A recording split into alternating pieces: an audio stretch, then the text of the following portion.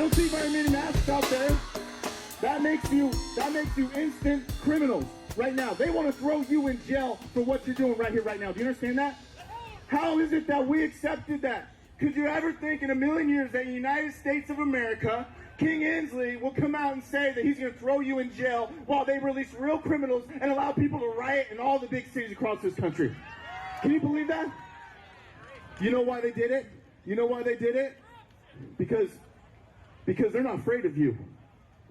They're not afraid of you. They had the nerve to suspend the Constitution overnight, and we didn't do anything about it.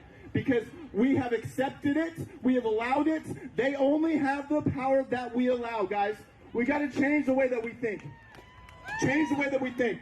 I'm going to tell you this. This is what I believe. I believe this wholeheartedly. I don't care what they do in these big cities. They can burn it down all they want. They want it, go ahead, let them burn it down, okay?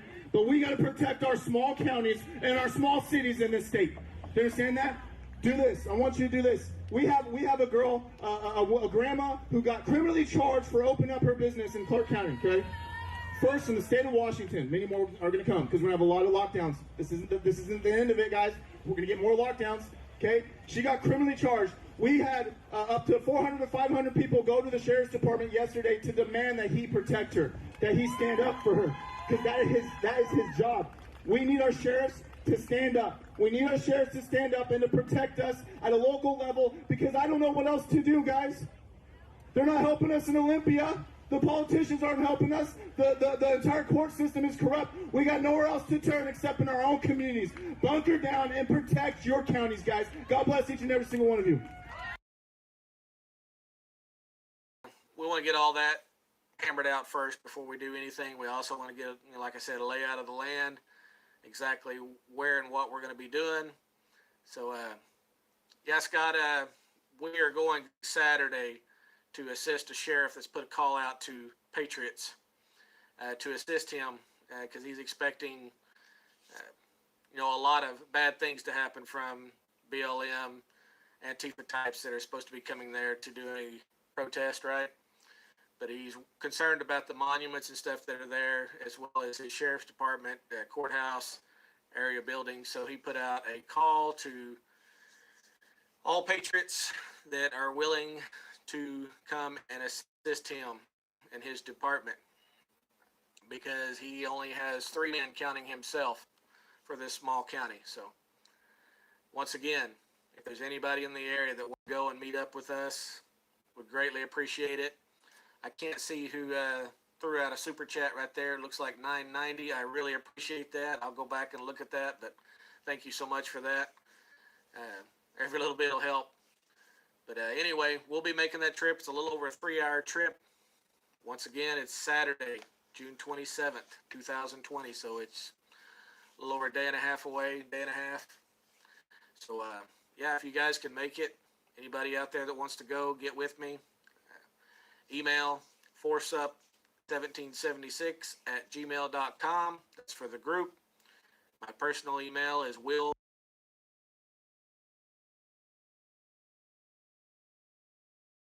A Central West End couple is making the rounds on social media this morning after pointing guns towards protesters who were walking by on the street.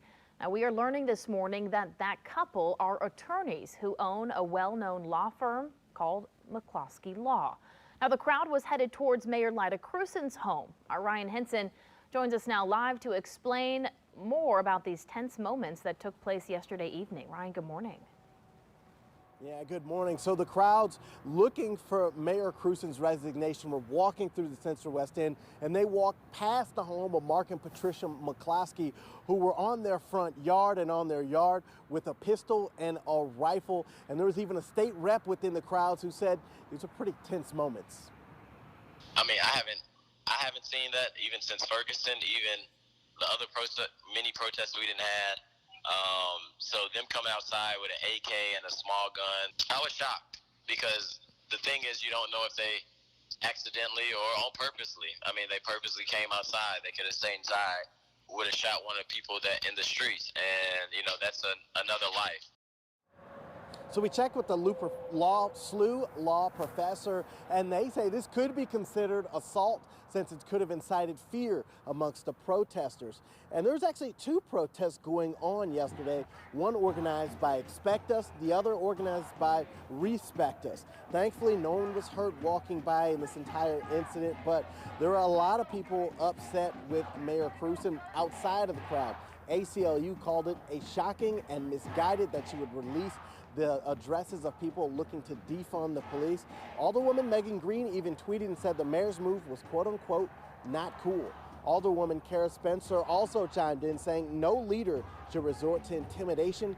Know that she is challenging Mayor Cruzen for her job title. And Cruzen has apologized for releasing the addresses during that Facebook Live event last week when she was giving her regular COVID update in the community. She's apologized. It's on her website, ksdk.com. Good morning, good afternoon, good evening, and good night. Incoming transmission 07012020. That's a lot of zeros. Add another one. It's your zero hero, me, myself, and I. Here with what I think is important. Been thinking about it a little bit all day. And it may seem like all those clips don't necessarily all come together. Do they, though? The first clip has Joey Gibson of Patriot Prayer giving a call to action speech at the same rally. What looked at, like, honestly, it looked like the same exact stage that Sacha Baron Cohen had bombed either earlier or later in the day. It looked like the same exact stage at the same exact rally. But that first clip was Joey Gibson asking small town communities to defend themselves because the government's tyrannical and there's a bunch of looters and rioters out there, so you better grab your guns. That second clip was from a YouTuber who I think it goes by Prepping Patriot. He was discussing how he had gotten in contact with I think it was Mississippi or Missouri. I think it was Missouri. I'm pretty sure it was Missouri. But he got in contact with a sheriff who allegedly only had 3 deputies and was thus looking for some recruitments, looking for some help. So that's Missouri. And so that was an interesting little bit, a call to action, Missouri. This man right here asking even more people just on the internet to come help him defend this small community from Antifa types. And then we have, over that same weekend, I didn't hear anything about certain militia groups out in Missouri, just because it's kind of hard to keep up with every single protest that's going on. The class warfare report, but trying to encapsulate or even observe it all just with the 2 eyes and 2 ears and 1 brain that I have, it's infinitely impossible. So I grab these little pieces and hope that we can collect our data and information together and make a strong coalition against oppression and hate, maybe even death. But that's for another day. For now, we keep talking about these calls to action. This is what's captured me for today, was the calls to action that I've been seeing. And I think Ken and Karen McCloskey definitely personify a bit of that action. But there's even more to get into this. It's pretty nuts the farther that I went. But we had that first report discussing what happened, which barely discussed what happened. And so I thought, why not find the first interview he had to get his side of the story, right? Because last night I found out that he did his round on Tucker Carlson, CNN, and BBC. And then I think he did another local local news outlet. So he hit almost like 4 or 5 news outlets in a day to get his story out there alongside his lawyer, which I think is funny because Ken McCloskey here, Ken's not his real name, but you know what I'm doing. Ken here, he is a lawyer. So I think it's fascinating that he brought, like, especially in the CNN interview, which I think he brought him in the Fox News one as well. I wanted to compare the 2 interviews a little bit, but he's a lawyer who brought lawyer representation to an interview. I found that pretty interesting, but that's maybe so he can get his own biases out of there when he needs to, which, you know, thinking about it, that's pretty clever. Because here in his first interview in his local news, he doesn't seem to have his lawyer present, and I think is probably his most authentic interview. So we still might be wondering what did those 3 clips have to do with it, and what does Ken and Karen have to do with it? Call to action, and I've been seeing it from so many right-wing sources that it's worth talking about, and I think I've got the right recipe to not get it right, but at least start building a foundation of the context, rhetoric, and atmosphere that is building around us, because that's the only thing I can really observe is the meticulous placing of these Legos in the grand structure of things. I can see parts of the structure, and for that I give to you, but I've been noticing a bunch of places everywhere. And what I heard today, and I haven't checked it yet, but I heard that our president said Black Lives Matter is hate. It has something to do with hate.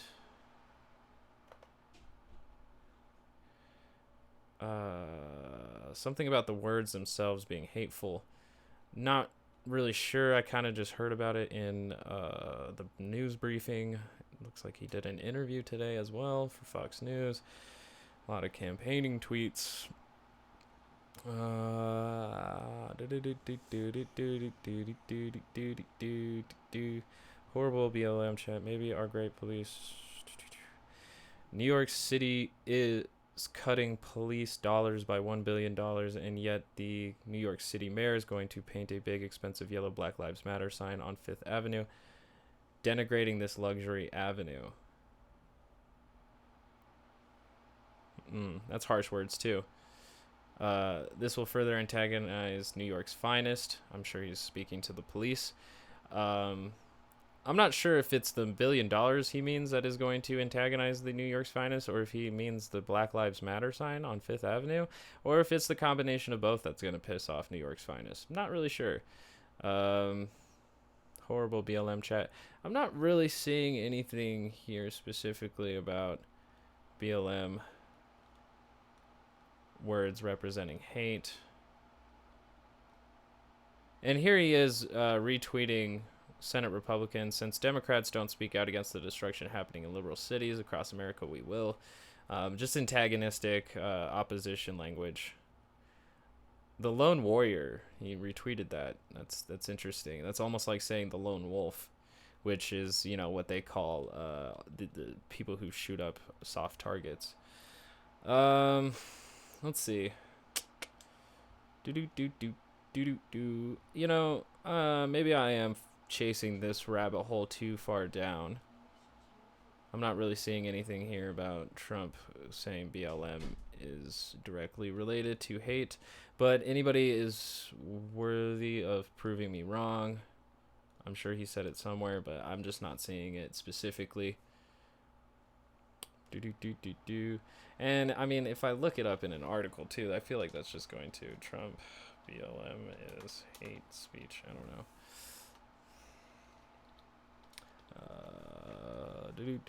Trump calls Black Lives Matter a symbol of hate.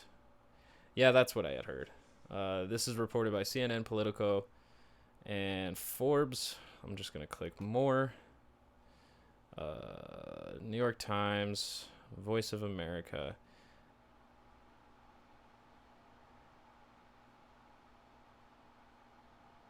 See, and it said painting Black Lives Wednesday. Said,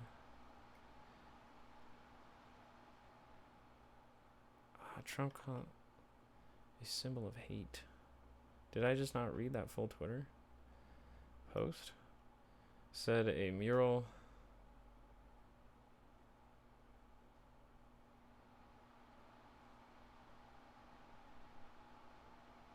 Oh, yeah, I should have read the second tweet.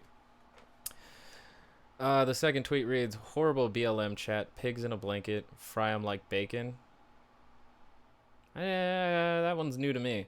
And it's strange, too, because usually they rhyme. Like, the cops and Klan go hand in hand. Yeah. Maybe our great police, who have been neutralized and scorned by a mayor who hates and disrespects them, won't let this symbol of hate be affixed to New York's greatest street. Spend this money fighting crime instead. There it is. So, yeah. Black Lives Matter sign on Fifth Avenue is a symbol of hate. My bad, I got that wrong. But that in itself is that kind of antagonistic language that also paints BLM as that Antifa movement, when he's been spending so much time claiming that Antifa is made up of thugs and anarchists who want to destroy your cities and traditional values. You see what I'm getting at here. And Donald isn't alone in this work. He is not alone in this work. As you could hear at the beginning, that was Joey Gibson asking people to defend their neighborhoods against riots and looters because the politicians are doing nothing. And then we had the prepping patriot guy saying the same thing, but he was being called upon by a sheriff because the sheriff only had 3 deputies to stop any vandalism. But it's all questionable whether that sheriff deputy is really being honest, you know, and what is the dynamics of that city? I don't know. I didn't get in contact. I don't even know the whole story, and we don't have time to research that one specifically. So if you want to find out about Missouri's sheriff, please just do the research. It was the Missouri Sheriff's Department on June, let's see, yesterday was the 30th, so it would have been maybe the 27th. Last Saturday from now. I would say the 27th. Yes. Just Google Missouri Sheriff's June 27th, 2020. See what it gives you. Because we got to move on to this fact right here. Right before I hopped on this bitch, Willie G here was covering the downtown Provo protest, which I'm not really sure what Provo is. It's a hashtag. Yeah, I guess that's the name of the city. In downtown Provo. Great. That's a great video of protesters getting run over by a van. But Willie G here was following a group of counter-protesters. And Willie G is on the ground in the protests going on in Utah right now, following the counter-protesters to the protesters. And here is what he has to say about the counter-protesters. He says he got close. All right, well, let's see here. All right, one of his second tweet to him saying to the fact that he was there, it says, "I'm closer now. They are discussing splitting into groups, assigning team leaders as well as videographers. More guns spotted, including handguns. They are also warning the gun owners to not fire, warning folks to not point guns or make threats, saying to let protesters protest. Quote, if protesters become violent, you have a right to protect yourself and the community," unquote. The leader is saying to record any offenses potential protesters will engage in, report through the chain of command. So there's a chain of command. You have the right to detain offenders, unquote. Quote, drink a lot of water, don't get hangry, be calm, cool, and collected. A former police officer is now speaking, handing out rules. This is very interesting. He never really specifies what group this is, but he does hashtag Black Lives Matter, so I think he's trying to bring at least a bit of awareness that this group is active in these protests. Now, when I scroll down, and there's a lot going here, like of them talking about how they need to be careful to not shoot anybody because they're all armed. Man in counter protest shouts "I love you" to African American speaking to the counter protest crowd. Counter protest organizer accuses a protester of having a can of spray paint to deface property. Person urging people to defend the temple if attempts are made to vandalize it. Counter protest group about to disperse ended with a prayer. I'll keep posting updates to protest events as I observe them. Again, this is at Willie_G98. He says right here, breaking, I'm going to stop tweeting for a bit because I got to use the restroom. William Gentry, your reliable source of news. Shouts out. He's got pictures of Trump flags being waved by the counter protesters. Now, hopefully, my internet doesn't fuck up here because he actually got an interview with a counter protester.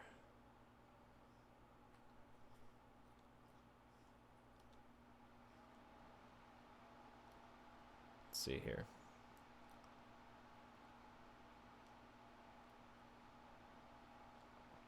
We have a tweet here while things load asking one of the camouflaged individuals who they are with. He said, "No one currently. There is nothing to identify them or their affiliation. We're just concerned citizens, quote unquote, here to keep things peaceful." That's what he said. One of the counter protesters had said. They're just concerned citizens.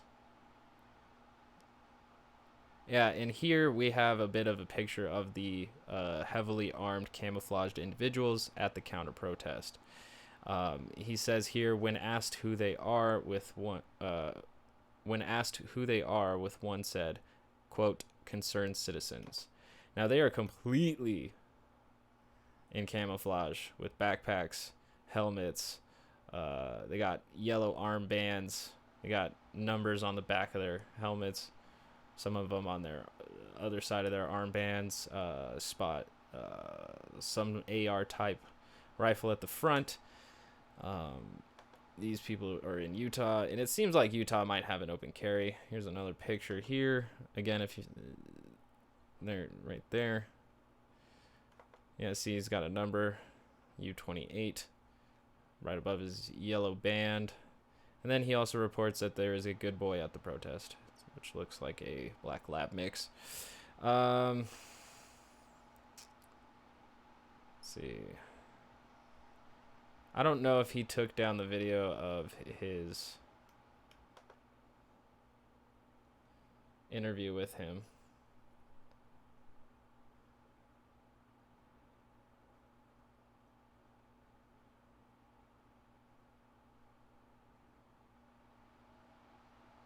It says armed counter protesters on 3 corners of the intersection, while BLM protesters are just one. He has a video of it, and here it is. Here's the video of one of the counter protesters he interviewed. Really pissed me off. That's why I came here. Yeah. Make sure that doesn't happen again. Yeah. Are you from? Let's start from to the events of yesterday. The guy getting shot? Yes. That really pissed me off. That's why I came here. Yeah. Make sure that doesn't happen again. Yeah. Are you from around here? Yeah, I'm from Saratoga Springs. Oh, cool. So, if you could talk to them, which I guess you could, what would you say to them? Well, first I'd start probably asking questions. You know, making sure I understand exactly what some of their opinions are, without stating my own. You know, because I'm not here to be confrontational. I just want to let them do their thing and keep some of the crazy ones from going crazy, I guess. You know. Alrighty. All right. To the events of yesterday. The guy getting shot? He's just there to keep the crazy ones from going crazy. That's why he brought his gun. Yep. There's a wonderful quote that I just love from Kidding Season 2.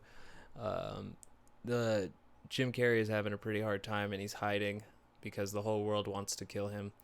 And his dad is sitting there with a BB gun protecting him, and he says that the whole world is filled with crazy people that thinks the whole world is filled with crazy people. You know. I think that was the quote, and I love it. I love it so much because that guy just kind of personified it there. And by this, him saying that he came out to protect the situation, just to me is ringing the echoes of people getting calls to action. And he is not alone in this. He is not alone, as we heard from Joey Gibson, prepping Patriot, and what I'm going to get into now with Ken and Karen, because how did Ken and Karen get roped into call to action? Well, first we're just going to have to listen to why Ken went outside in the first place. All right, so Mark, thanks for giving me a few minutes. Wow. You know Let's what's just gnarly? Get right All to it. I know you have to prepare for a mediation. And it says it's playing on there. It says it's even playing. I just can't hear it. So what am I going to do, huh? Tell me.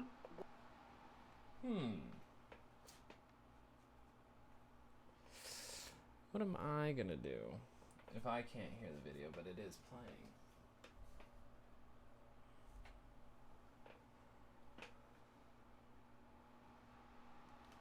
What happened? Yeah, I think they did like a stereo interview, and it's just off to the side, so I can't actually hear it. So what we're gonna have to do is some real shit real quick.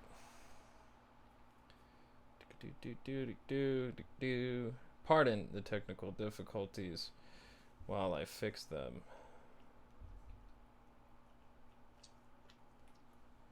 We're just gonna have to do it like this. My east patio is 40 feet from Portland Place Drive. These people are right up. All right, so Mark, thanks for giving me a few minutes. Let's just get right to it. I know you have to prepare for a mediation. Tell me what happened last night. Hey, we came back to the house. I don't know what time it is. I've been up ever since. So I'm a little blurry. We were preparing dinner. We went out to the east patio, the open porch that faces Kings Highway on one side and Portland Place Drive on the south. And we're sitting down for dinner. We heard all this stuff going on down in Maryland Plaza, and then the mob started to move up Kings Highway. When it got parallel with the Kings Highway gate on Portland Place, somebody forced the gate, and I stood up and announced that this is private property, go back. I can't remember in detail anymore. I went inside, I got a rifle, and because as soon as I said this is private property, those words enraged the crowd. Absolute horde came through the now smashed down gate. I like here how he says that he mentions the words private property, and apparently and allegedly into his own testament, the crowd loses their mind. I think that's hilarious. Coming right at the house. I mean, my house, my east patio was 40 feet from Portland Place Drive, and these people were right up in my face, scared to death. And then I stood out there. The only thing we said is, this is private property. Go back. Private property. Leave now. At that point, everybody got enraged. There were people wearing body armor. One person pulled out some loaded pistol magazines and clicked them together and said, "You were next. We're threatened with our lives. Threatened with." Now, I'm not going to sit here and pause everything and refute everything he has to say, because with the videos that I'm going to watch, this man actually has a very concise story. And he seems to always hit the same points to make sure it's always very concise. And it's almost like he knows how to convince people of a narrative. It's almost like that. And it might be because he's a lawyer, but also he might have a believable story. I don't necessarily buy it, because if you actually support BLM in the ways that he says him and his wife do, you don't show up with guns, you show up with water or maybe signs. But he's freaking out because he lives in a gated community and people broke into it to go to the mayor's house. And it just freaked him out, the idea that there were protesters inside of his gated community.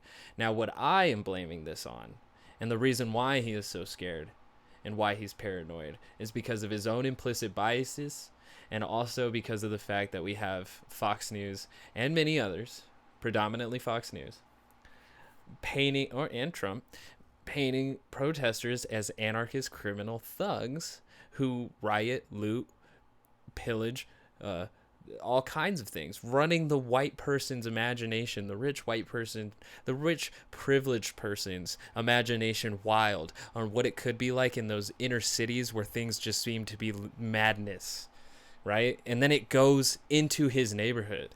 That is why I believe he has this response. It is fear. It's genuine fear, but it's a fear built up in misconceptions. And I blame all these call to actions. That's what brought Ken and Karen out with some guns. The house being burned down, my office building being burned down, even our dog's life being threatened. It was about as bad as it can get. And there was,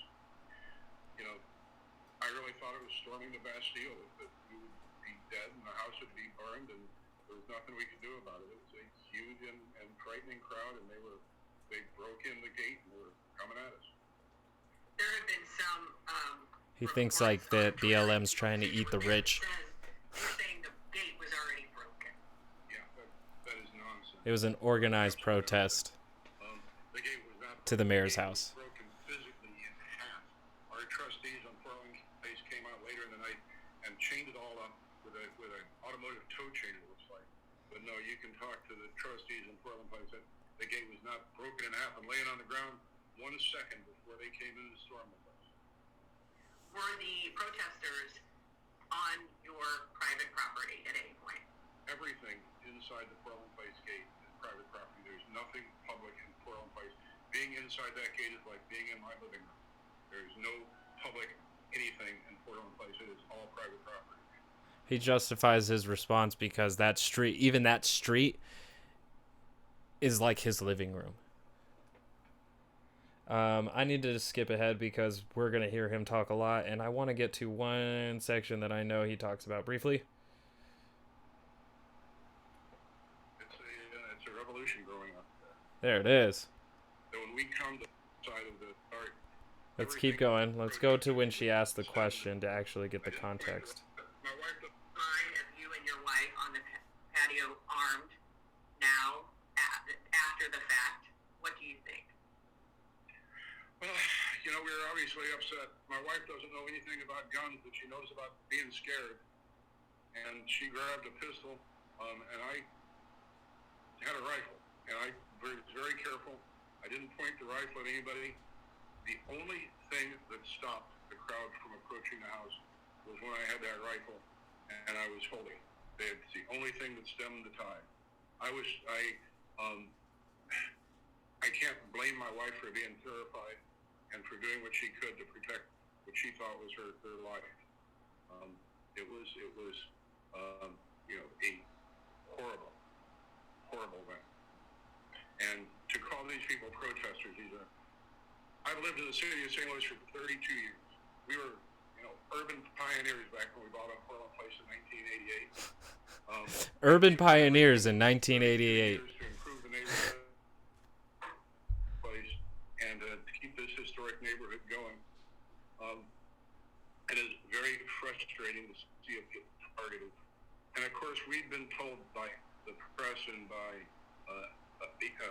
Expect Us that they wanted to start targeting middle-class neighborhoods and upper-class neighborhoods and bring their revolution outside of the cities. And we got an email from our trustees on Thursday saying that they were going to do this on Friday. We were very worried about it. When I drove to the office today, there's spray painted on one of the boarded up buildings on Maryland Plaza, slogan saying that on the board up that when we come to F stuff up, this isn't going to stop us. It's a revolution growing up there. He believes that it's a revolution going on there. Boy, oh boy, oh boy, oh boy. Do I wish that he was right. And then I might be a little bit more understanding of him bringing out that gun. But it's not. It's not a revolution, my dude. And to be perfectly honest, reform really never will be. But when the revolution actually comes, you'll know, bro. You'll know. But I like him sticking to those right-wing talking points to get that specific message across. That the reason why they were scared was not because they were black, but for ideological reasons. Ah. Any regrets about what happened? I regret they broke in the gate, I can tell you that. I mean, I'll say this. There's mayhem in the city every night, and you never hear about it. There'll be dozens of shootings, multiple deaths. No one seems to care about those black lives. But you know, when there are political capital to be made from somebody's death, that death matters. Boom! The man reveals his power level, in that he believes BLM is a liberal-funded movement that only uses black people's deaths to exploit civil rights out of the state. The man revealed his hand in his very first interview on his local news. Now, this is going to be important because when he goes on CNN and Fox, these certain kind of messages start to dwindle away. But certain other things still get across. I don't know how intentional this man is in his rhetoric, but he seems pretty well versed in almost all current talking points surrounding BLM. And I wonder how that happens. Could it be some kind of echo chamber of right-wing propaganda, never ending, constantly, always on the same page of the same issues at the same time? I wonder. All right, moving on. Their life matters that I can see. You know, I do civil rights cases. Right now, I'm representing a young man who was assaulted by the police, who's sitting in prison right now for being involved in a car accident, after which the police came and assaulted him. It's on video. I'm not some kind of extreme. So, because he's willing to defend somebody who was abused by the police, that makes him a civil rights activist? Fascinating. It's a very low bar to meet. You know, anti-Black Lives Matter guy. I do these cases. I've been doing them for decades. And is he suggesting that the young man was black? Because he never really specified his color. Not that, you know, in the context of BLM, that kind of matters. I mean, I have on the wall of my conference room, I've got an anti-slavery broadsheet, a abolitionist broadsheet from 1832. It's been there as long as I've owned this building. I mean, I am not the enemy of people that really care about black lives. I'm apparently the enemy of the terrorists and the Marxists. Haha, there it is again. He is an enemy to the terrorists and the Marxists. Now, whoever he's been listening to, he has been listening to them well. Because boy oh boy, did he justify his acts as if he was terrorized and attacked by Marxism. Isn't that interesting? I think that's interesting, especially with the whole Red Scare of the 50s and 60s, and also the whole anarchist Antifa rhetoric coming out of our own president. So tons of cool beans, guys. Tons of cool beans. Let's get into the next part where our boy Tucky Carls gets to talk to Ken himself alongside probably his lawyer. I'm going to start here with his first experience, not his first, but with one of his debuts into the world stage. So Ken, take it away. Lewis couple called Mark and Patricia McCloskey became folk heroes to many across the country after they were confronted by a dangerous mob outside their home, and returned with firearms to protect it and themselves.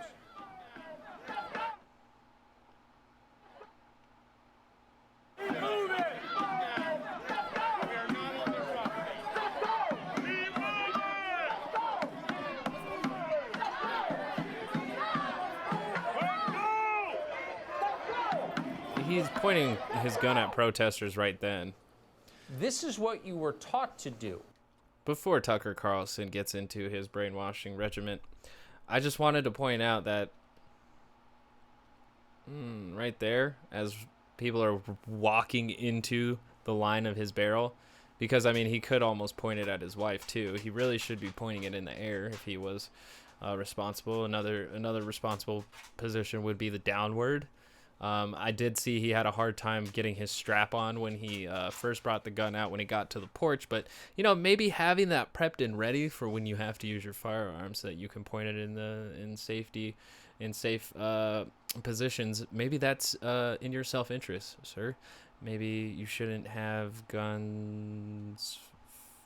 Yep, that's where I'm ending it. It's what generations of Americans have done. It's the most basic right of all, the right of self-defense. I don't think our Constitution has a right of self-defense. We have the right to bear arms.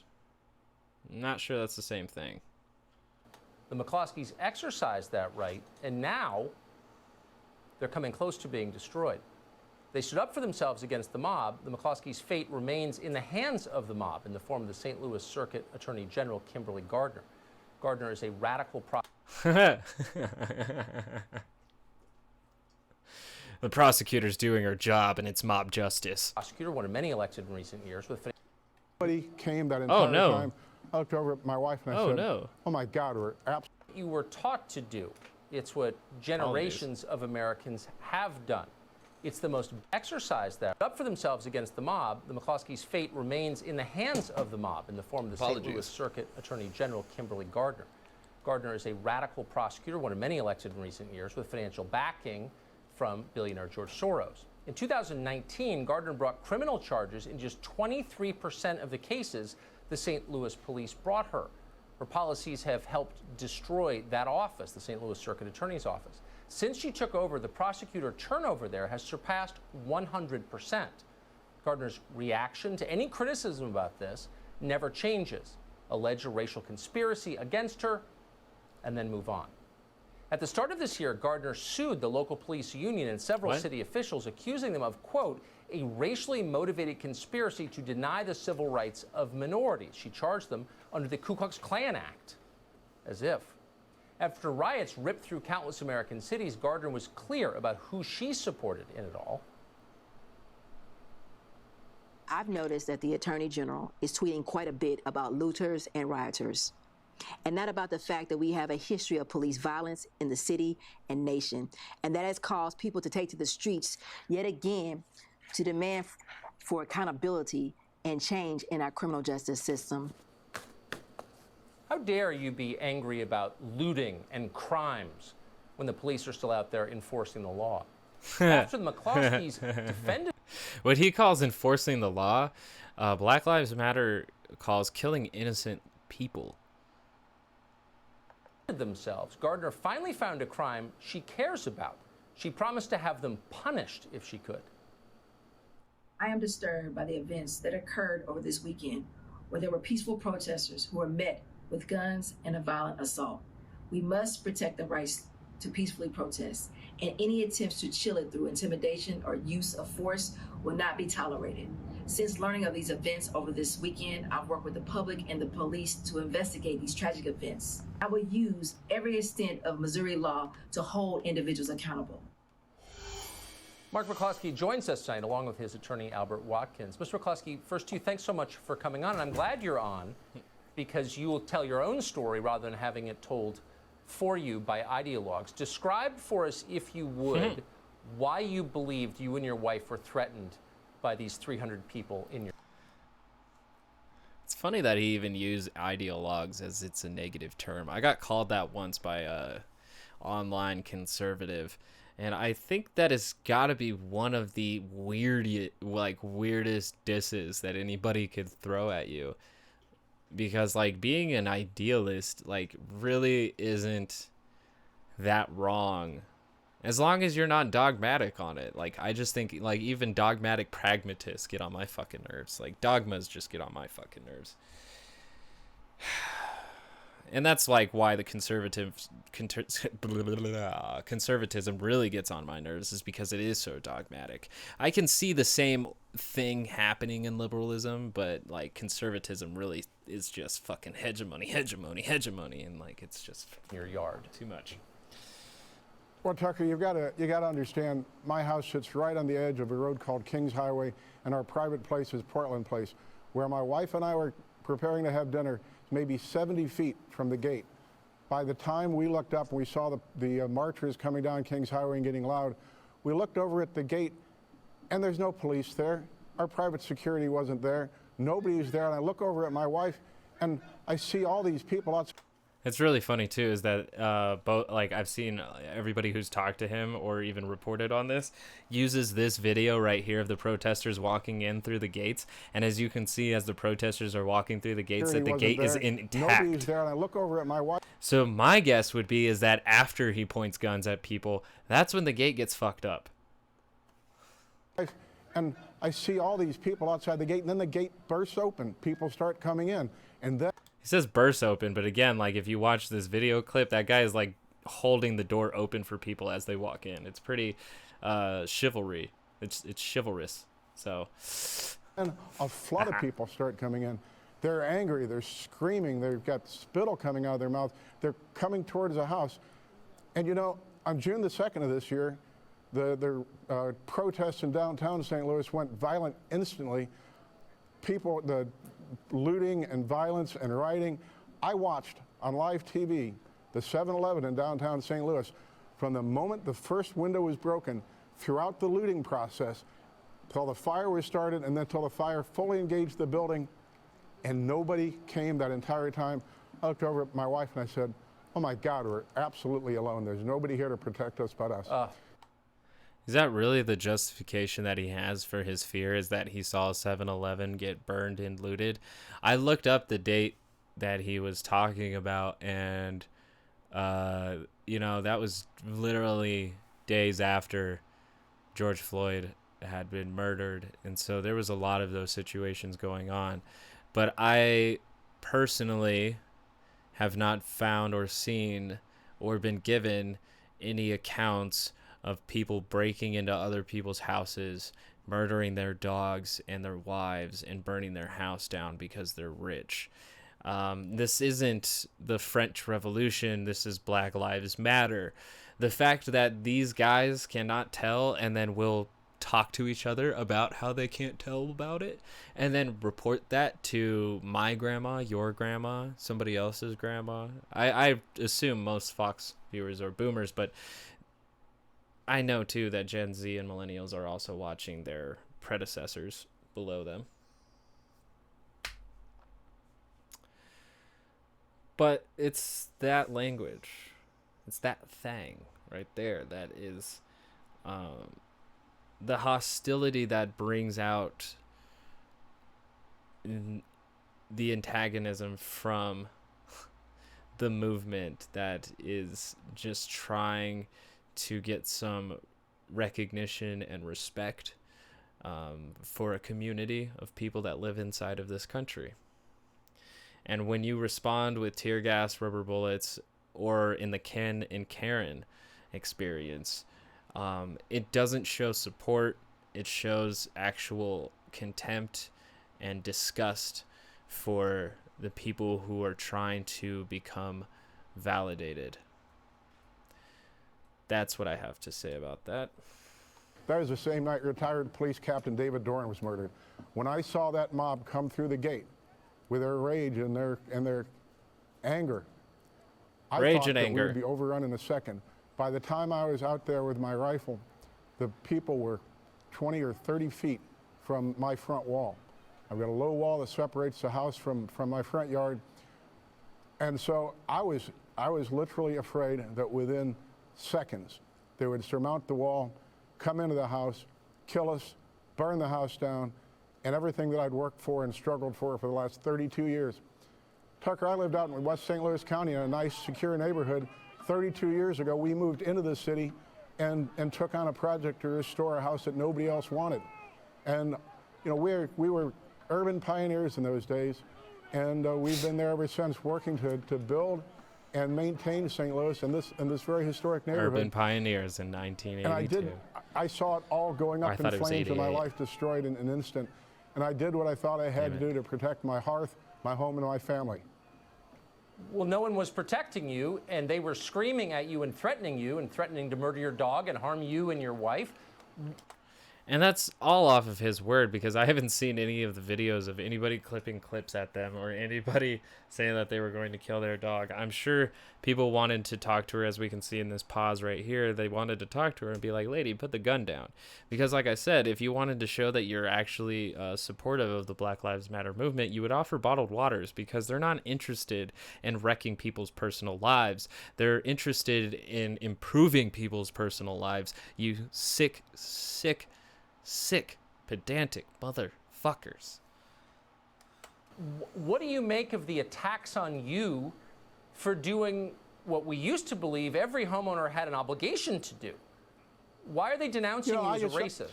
Had an obligation to do. I don't understand, and they haven't broken into their property. I've spent my career defending people that are defenseless, for people that are having a hard time making their miracle happen, for people that don't have a voice. My black clients love us. The night that this happened, I had some of our black clients calling us up till 2:30 in the morning, telling us how wrong it was, the way the press was writing us up, telling how wrong it was that we should be portrayed as racist. This is what I do for a living. I help people that are down and that need a hand, and the people that need a voice. To call us racist is ridiculous, and it had nothing to do with race. I wasn't worried what the race was of the mob that came through my gate. I was worried that I was going to be killed. I didn't care what race they were.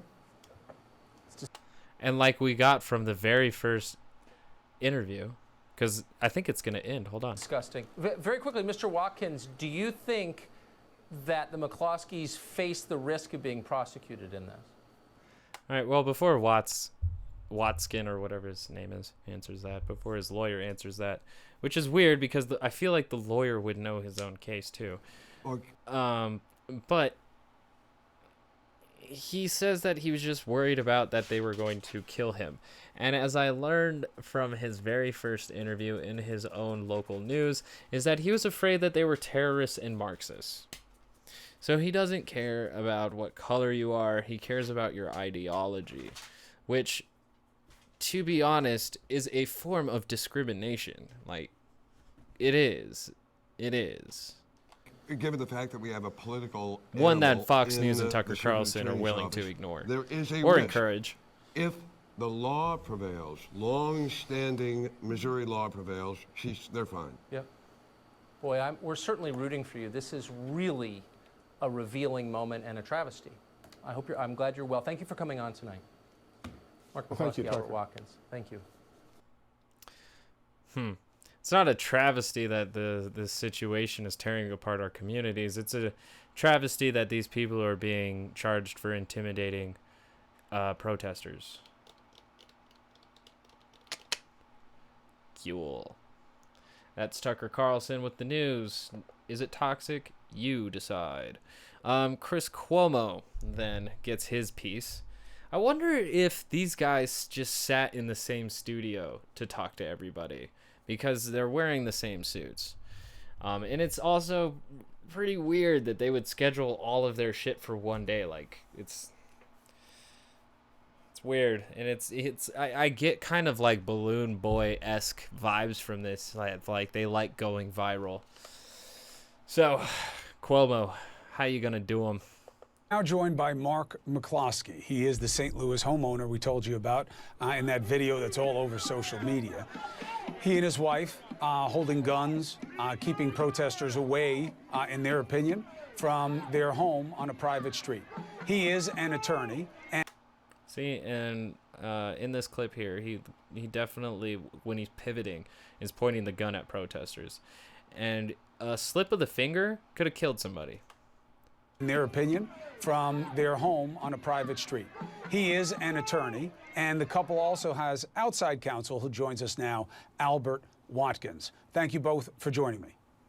Indeed. Indeed. Counselor Indeed. And Mr. McCloskey / counselor. We can talk about the legal rights and the facts. But I want to talk about not having a right, but whether or not something is right first, which is, how do you feel about becoming the face of political resistance to the Black Lives Matter movement?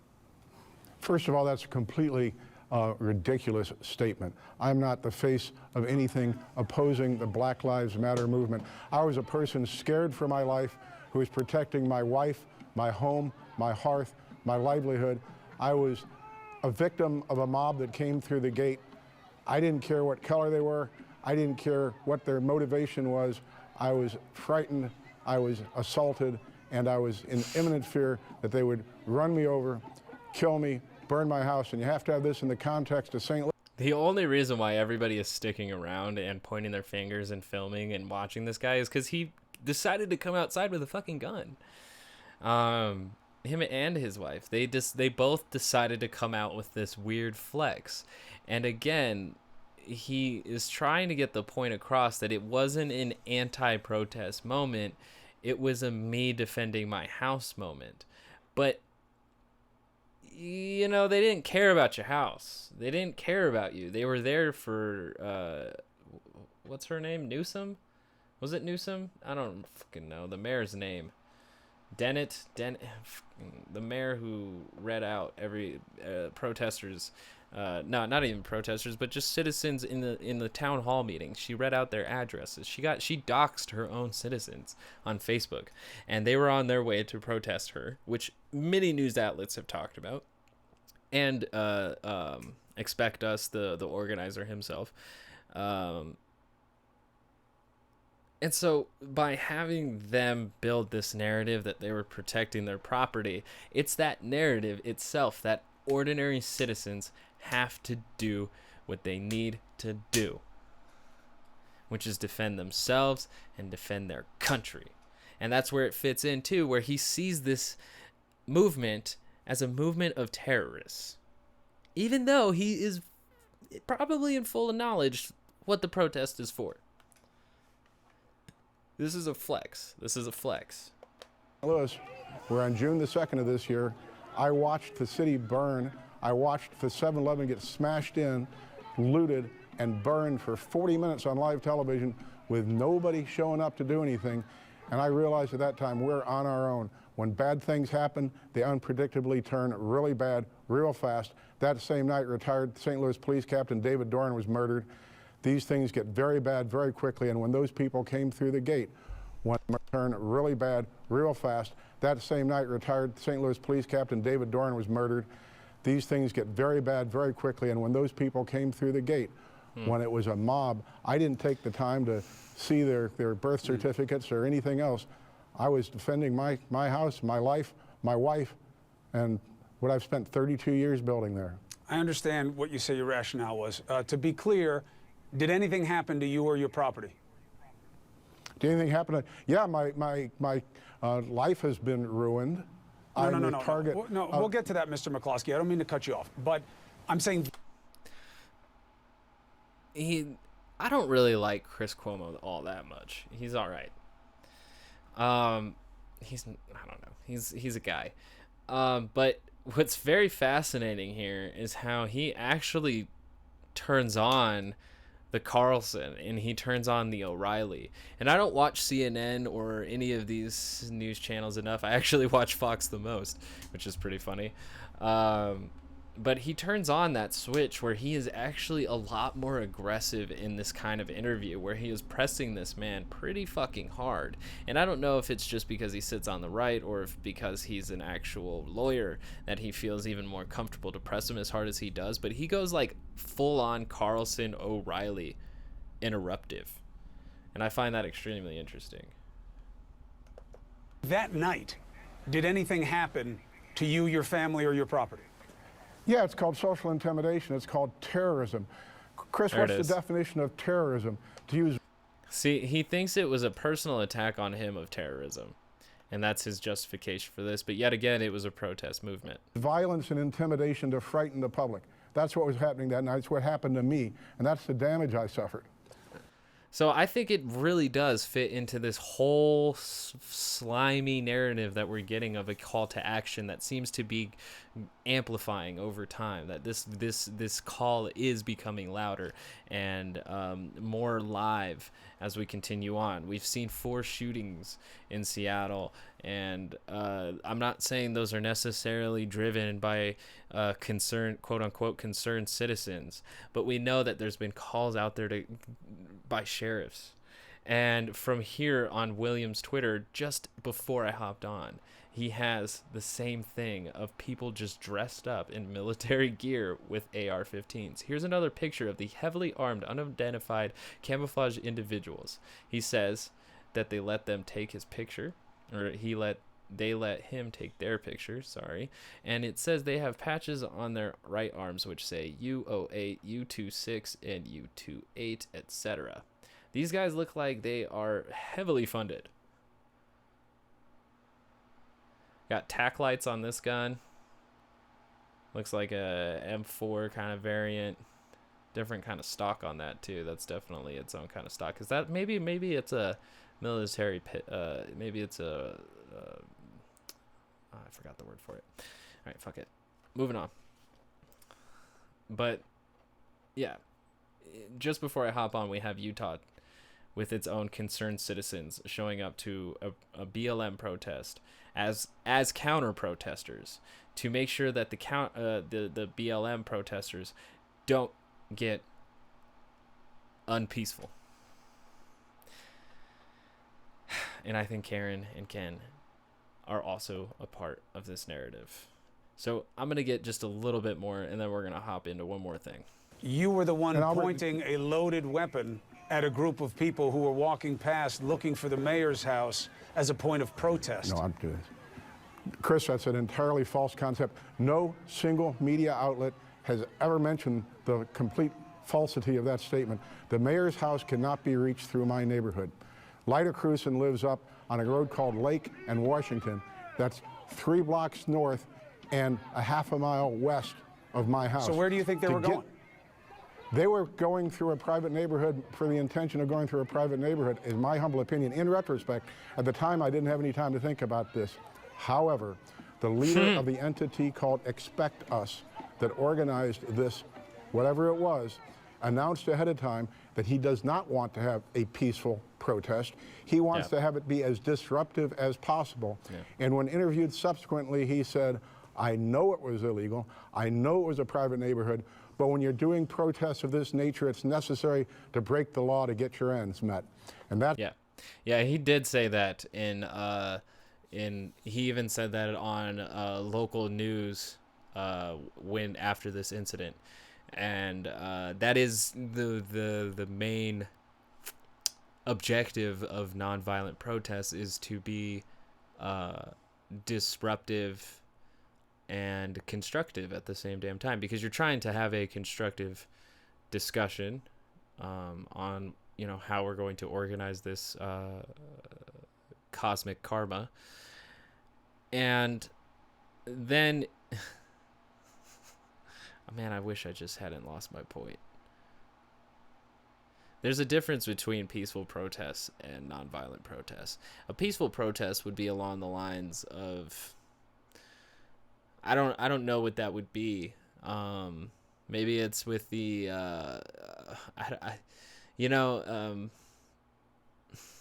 I'm not really sure what a peaceful protest is, because it's certainly not a fully effective one, because to be fully effective is to be disruptive, and disruptive isn't peaceful.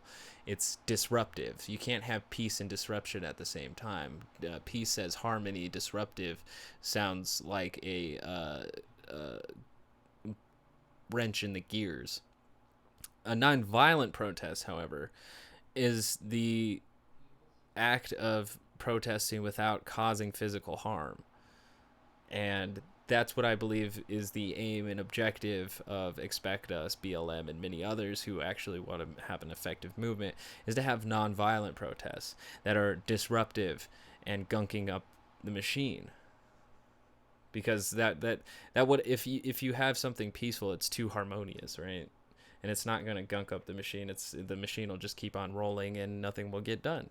But if you gunk up the machine with a non-violent protest by being disruptive and in the way, but not causing harm, then I think you can be a lot more effective.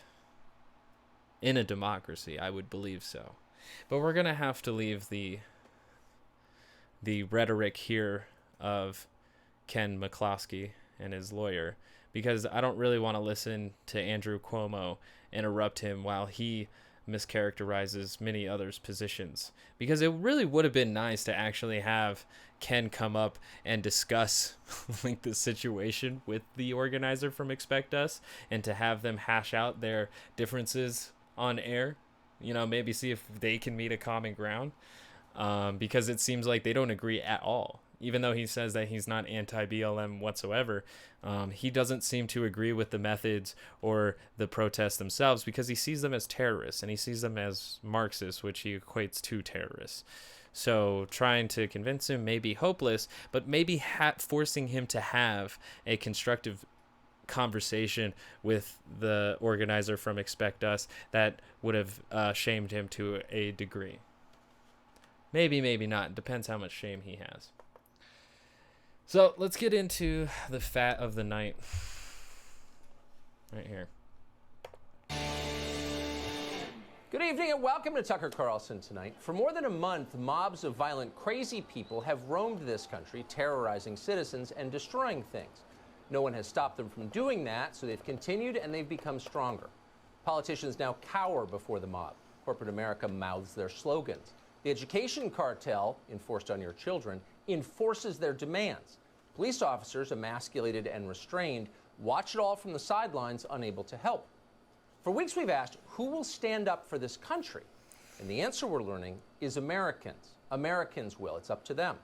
Small groups of citizens are beginning to come forward to defend their laws, defend their history and their culture. Antifa does not own these things, neither does Black Lives Matter. They have no right to destroy them. In New York City over the weekend, a group of citizens gathered to defend a statue of Teddy Roosevelt. Teddy Roosevelt was the most popular president in the history of this nation. That's partly because he was a sterling moral example. Antifa wants him erased. Local officials have said they will comply with that demand. No one asked the public what the public thinks of this. Our leaders don't care what... That's pretty funny. Like, he already just said right there that these people who actually went out there to protest and want this sign removed, he says that they aren't a part of the public opinion. What they think. This group decided to be heard. We will see to it that you fall, and you fall so hard, you won't know what hit you. Check your privilege and get back over there. Yo. Who are you talking to? Huh? You got something to say, little boy? You got something to say, little boy? No, you don't, do you? No, just Why get back don't you? over there. No, I'll stand wherever I want. You're bigots. You don't understand Is that the best you got, darling boy? Is that the best you got, baby boy? Is that the best you got? That's the New York we love. Is that the best you got? That's the New York they love, where is that the best you got is the best you got. Right, Tuck? Yes, actually it is the best they've got. Tear off the masks, turn down the volume, and you see it very clearly. The mob is not fearsome, it's pathetic.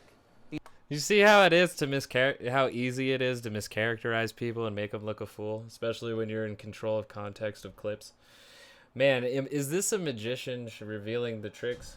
Because I might get banned from the Association of Magicians.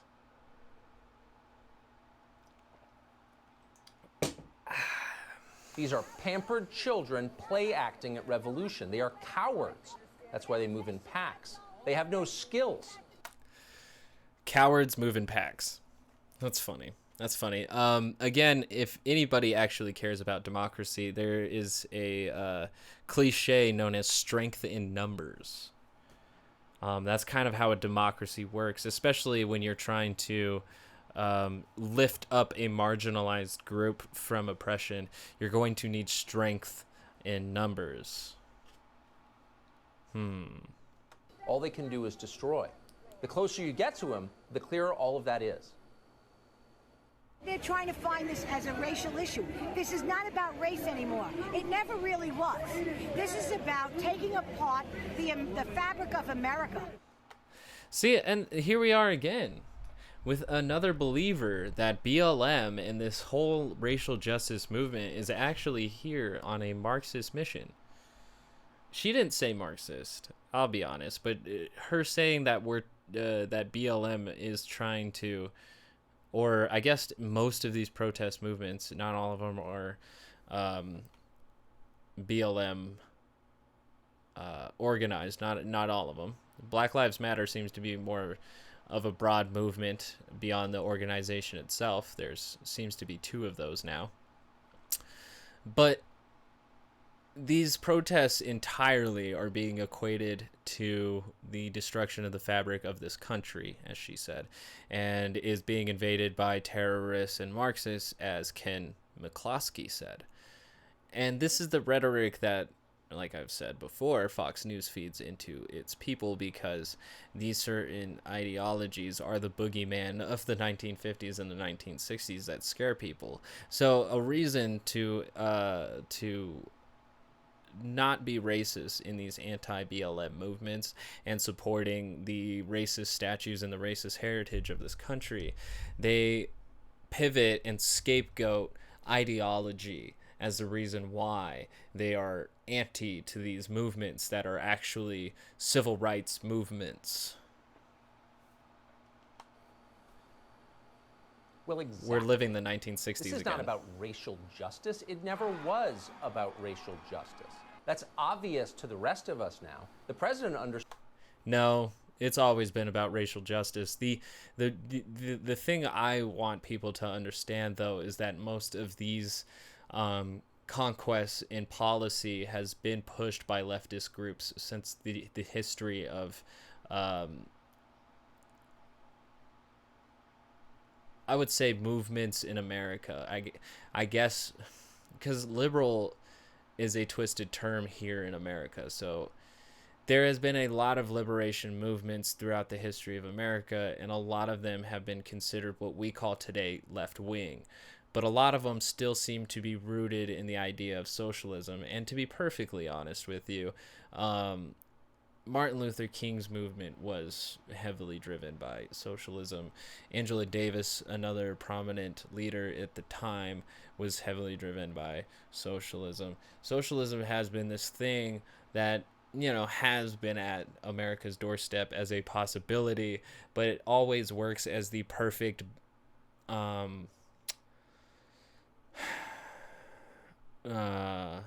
let's say broad term in order to demonize and vilify a certain group of people, because if it can't be race, then you have to go with the ideology. It's another what we would call class conflict if we were to look at this through a class warfare observation, which I have to do because these are the kind of things that split our communities.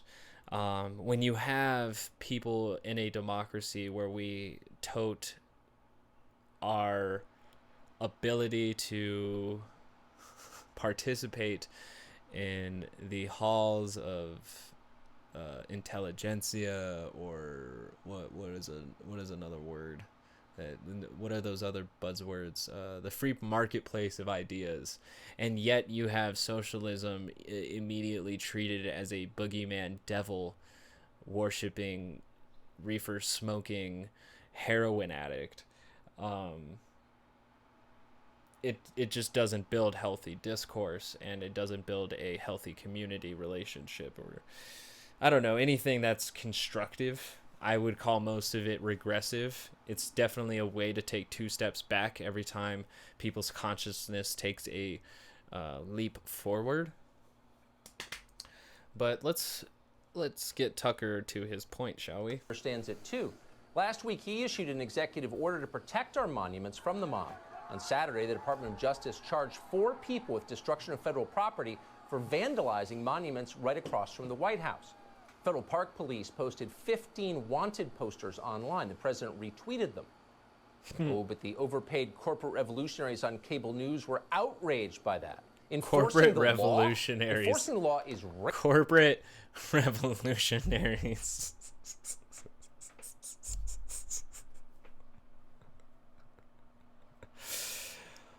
Holy shit. Corporate revolutionaries on the left mainstream media. Oh my god. What a delusional outlook on the world. Racist, they lectured us. MSNBC anchors enjoy seeing statues topple as they glide by in their car services. It makes them feel alive. Jesus. In another sign of where his priorities are during this time, the president signed a new executive order yesterday centered on protecting monuments, memorials, and statues, not people. So he threatens prison terms. He threatens retribution. He defends statues. He ignores the substance of the message and wholly misses the mark. President Trump signed an executive order about the protests, but not to protect people dying at the hands of the state. Instead, he signed an order that denounced protesters who vandalized Civil War monuments, protecting statues while real people suffer and some die. They're such liars. Civil War monuments. They're taking down statues of Abraham Lincoln.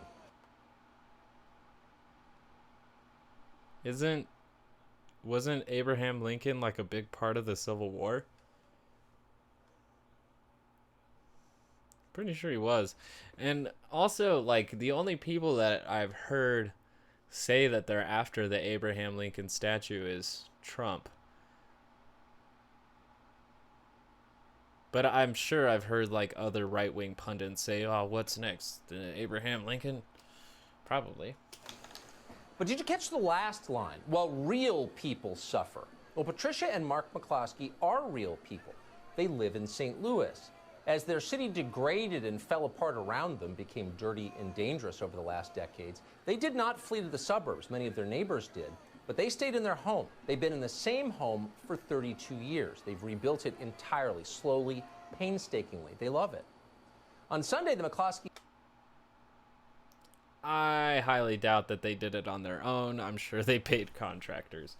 It's fascinating that he then, like, when they're trying to, even when CNN and MSNBC, in the own clips that he provides, try to bring the message back to the fact that this is about black lives. And in fact, it's, you know, if white people really care about all the white people that are dying by the hands of cops, they should want this incentive too.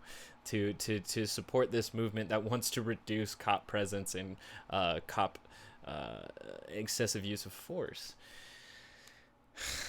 Instead of the real people who have died at the hands of police violence and the people who have been abused for protesting the police because of their violence, who just get violated some more, he brings it to the McCloskeys, who are the real victims of this. You see how it all comes even in? Now, I did not know before I saw this video, which is called Tucker, Ordinary Citizens Stand Up as Politicians Cower to the Rage Mob. I already knew pretty early on I wanted to do a call to action episode. But once I had already the interviews from Canon McCloskey, I knew he was the figure to be that. I already knew he was their pick. And then I found the Cuomo interview, and then I found the Tucker interview, and his message he just tries to spread as much as he can. I haven't even seen the BBC one, but and then the very last video I found was this one, where Tucker Carlson is actually calling out a will to action in a way. And he even ropes in Ken and Karen McCloskey because they are the faces of the ordinary citizens who are willing to stand up. He sat in their backyard together having dinner. Suddenly, as they ate, a mob of hundreds of screaming people destroyed a wrought iron gate with a no trespassing sign on it and came pouring in, moving toward them quickly. The McCloskeys were terrified. They'd watched as mobs looted and burned and assaulted citizens around the country. This mob was clearly intent on violence. They said so. When Mark McCloskey told them to leave, the mob threatened to murder him and his wife. Then they threatened to kill the family's dog. Panicked, the McCloskeys called the police. Then they called the neighborhood security patrol, but no one came. They had no choice to protect themselves. They went inside and got their, yes, legally registered firearms.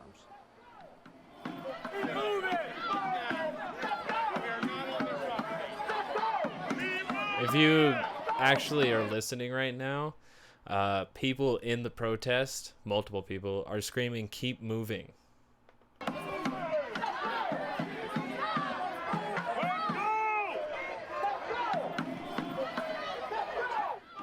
It worked. Met finally by citizens who dared defend themselves. The mob To defend retreated and melted away. themselves. But They had no threat on their way, but this is what I'm saying. It's that context.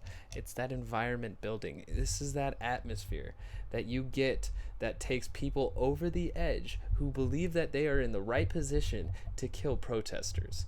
And Ken did it because he was afraid that he was going to be killed by terrorists and Marxists. What kind of justification is that when you don't know a single individual in that crowd because you do not take care.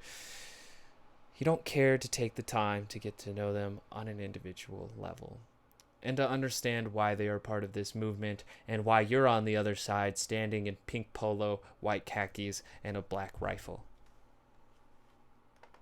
terror did not end. The sight of ordinary Americans standing up for themselves and their home enraged our professional class, and they immediately put the McCloskey's name and their home address all over the internet. Threats poured in. Mark McCloskey spent last night boarding up his office downtown. He had no choice. Still, no one stepped forward to protect the McCloskeys, not one person. Amazingly, Missouri has a Republican governor, a former sheriff called Mike Parson. But Governor Parson did not send state troopers to defend the McCloskeys from Antifa. Governor Parson didn't even call them. From Antifa? Who said Antifa was there? Broad statement to vilify a group of people to make it easier for people who see Antifa as terrorist groups so that they can then murder them? Is that? No, Tucker wouldn't do that, would he? McCloskeys. There's a lot he could have done. The governor could have announced that as long as he runs the state, no citizen will be prosecuted for exercising the most basic of all rights, the right of self-defense against the mob. But the governor didn't do that. In fact, he did nothing. And so, sensing they were completely undefended, the jackals descended on the McCloskeys. St. Louis's district attorney, a woman called Kim Gardner, announced that she was considering filing criminal charges against the McCloskeys for resisting the mob, a mob that was threatening to murder them. Gardner vowed to, quote, use the full power of Missouri law to hold the McCloskeys accountable for the crime of self-defense. Not the full power to defend them against people who are threatening to kill them, but the full power to crush them for resisting. The media, meanwhile, immediately set about trying to show the McCloskeys there were so racist. many lies in that. Here's how the Washington Post framed the story. Quote, as the peaceful crowd of about 500 walked along a private gated street, a white couple who emerged from a marble mansion had something else in mind. The New York Times agreed this was definitely a hate crime. Quote, President Trump on Monday morning retweeted a video of a white man and woman brandishing a semi-automatic rifle and a handgun at peaceful black protesters. Almost every word a lie. In fact, the mob was not, quote, black, whatever that means, and it definitely wasn't peaceful. It was murderous. Nor did anyone explain what the McCloskey's race had to do with anything. A white man? A white couple? Okay, they are. So what? Why is that relevant? Why is it ever relevant in a situation like this? It's not. But again, no one bothered to explain. Online, it does matter because I feel like when black people show up with guns, there's a completely different response by the police. The mob's digital enablers took the bait. They knew what to do. Time to hate the McCloskeys. A longtime libertarian activist in Washington called Jerry Taylor immediately tweeted this, quote, if I were in that march and these racist lunatics were waving guns at me, I'd like to think I'd rush them and beat their brains in. And I wouldn't apologize for it for one goddamn second. end quote. Jerry Taylor, by the way, isn't some lone lunatic. He runs a think tank in Washington. It's called the Niskanen Center. And yet He is kind of a lone lunatic because you put him up there as an example, and it seems to be the only example of a death threat that we have gotten. And does he own that think tank that you're saying?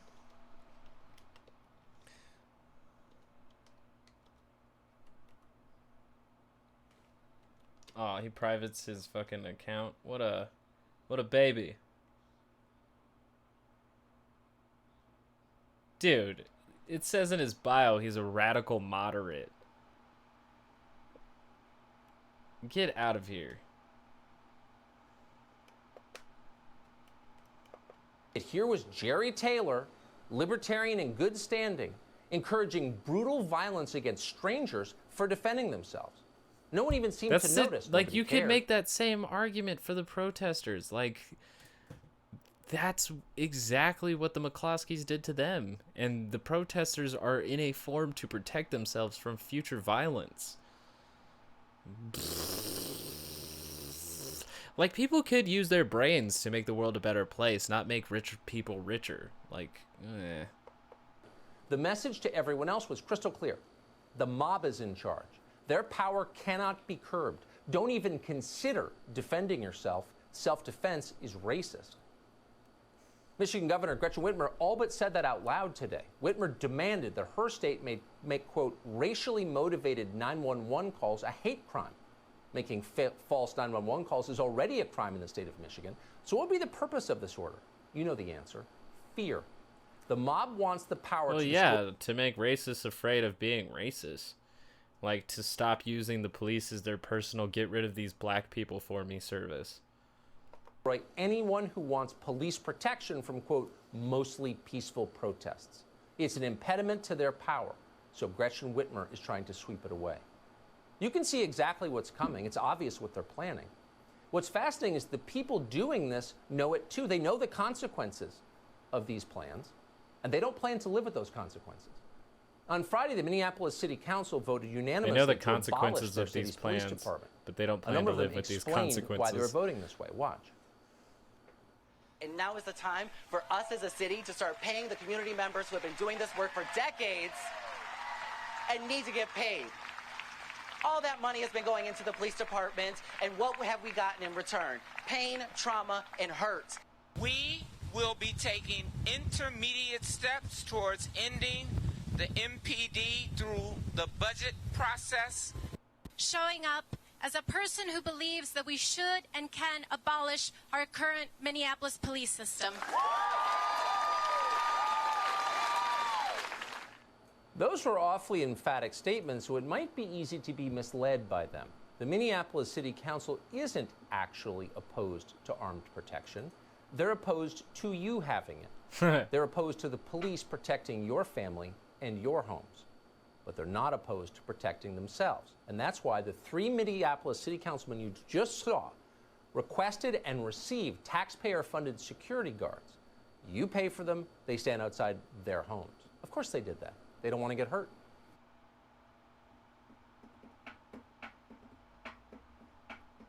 Yeah, but the police are the same thing, except like everybody pays for them in taxes, right? But, you know, you research that into the history, and a lot of these police departments back in the day were started because they were there to break up to break up labor unions. And then it reached a point to where wealthy individuals really just wanted to have a police service there to make sure that their workers stay in line and that nobody affected their property. And then there's a whole host of history that leads after that. And then finally there's a bunch of reforms to reform them into the police that we know them as today, which mostly took place in the 1930s through now. So the modern police as we know it isn't the police that was of 1863. Let that sink in. That feels good. Yes. Yes, that's a good sink. Yes, deeper.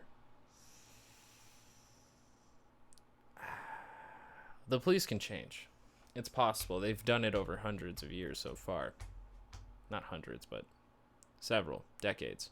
Maybe almost 100. They've done it for a very long time. They've moved from slave patrol, from work patrol, to just slave and work patrol because there's really no difference in low-income neighborhoods. So, what are we going to do about it? Are we going to support the protesters with water and words of good faith? Or are we going to spend our time building the idea that these are terrorist Marxists who want to tear down the fabric of this country? It all depends on what fabric you want this country to be woven out of. It can be racist ass cotton, or it can be innovative industrial hemp. Really, it's up to the citizens.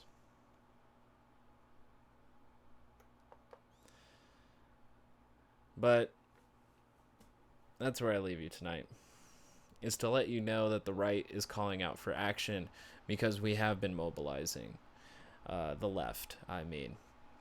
And I think it beeth important that we continue to support, show solidarity, and stay persistent, because we are making waves to the point of scaring the bejesus out of people who are in positions of privilege and power.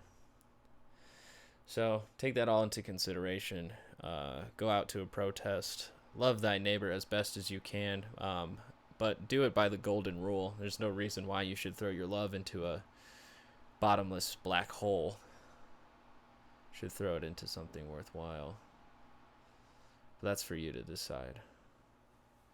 Have a wonderful night. Thank you for joining me on the Working Class Observer, the Class Warfare Report. Shouts out to Anchor, the podcast platform. Shouts out to Twitch, the live stream platform. And shouts out to YouTube for the archive space where I can upload these little transmissions for you. Stay revolutionary.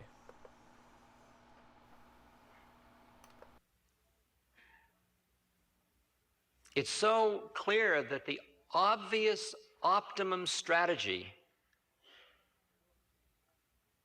if the world is going to end in a minute or if it's going to end in 10 billion years, is to be clear, conscious, present, and here.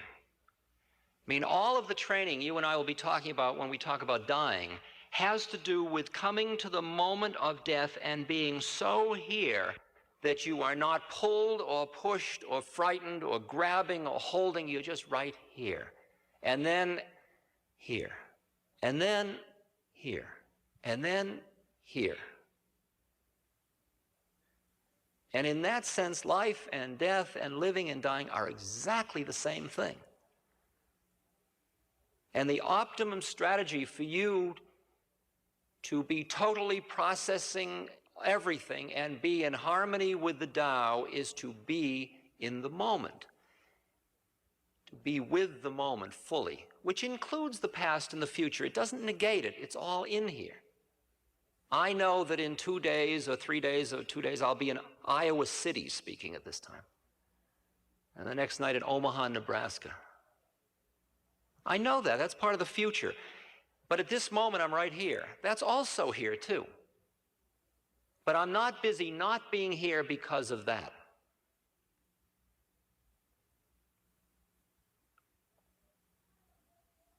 The present, you and I are living in a time where change is obviously happening.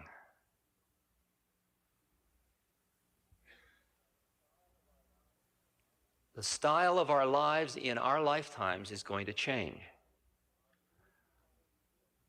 Our political role in the world is going to change. Our chances of survival are changing. Who our friends and enemies are is changing. Whether you can get in a car and take a Sunday drive is changing. Whether you can have on your table the foods that fascinate you when you go to the supermarket is changing. When I walk down the alley of a supermarket, my appetite used to get greater and greater, and I want this and I want this. Now I lose all my appetite. Because I can't, the prices of whims are beyond my tolerance. And I notice my diet getting simpler. And I'm not suffering, it's great. And there's the key right in there. Not to assume that every time it changes, it's worse. Not far out. I mean, that's part of my tradition, my family tradition. If it changes, it's going to be worse. We've always done it this way. We've always had pot roast on Sunday.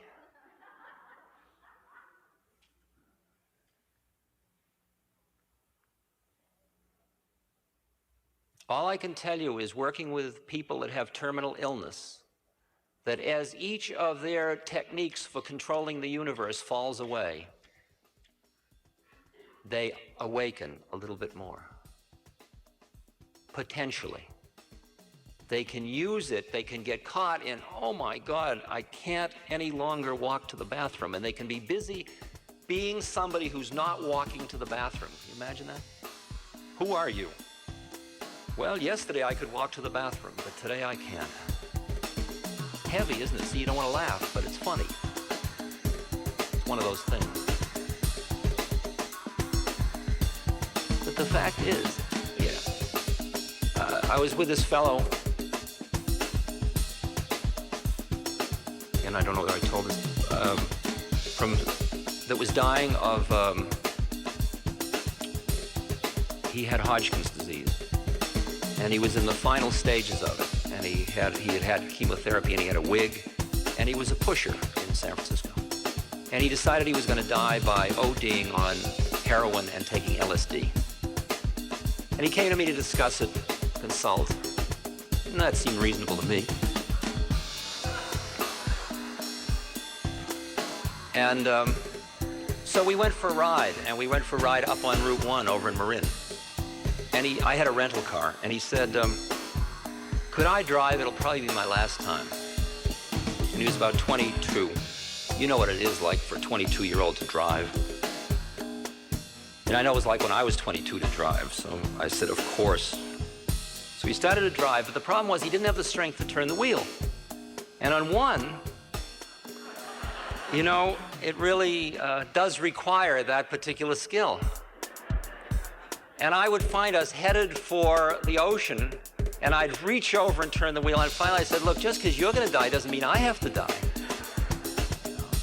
We've got to recognize that who you were a few days ago, you aren't now. Now you're somebody that rides, you don't drive. So let it go lightly. That's the way it is. I'll drive. So I drove and he rode. And at first he felt sad, and then